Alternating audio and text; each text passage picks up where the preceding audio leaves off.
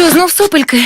Так, сопельки. Біленькі, зелененькі, різнокольорові. Добре було на морі. У мене від моря сопельки втікають. У таких випадках ми маємо пшик. Пшик? Пшик – частинка моря в нашій хаті. Пшик містить морську воду з шведського фьорду. Готовий до моря? Готовий. Пшик виганяє сопельки та очищує слизову носа від бактерій та вірусів. Пшик до носика, сопельки з носика. Пшик-пшик.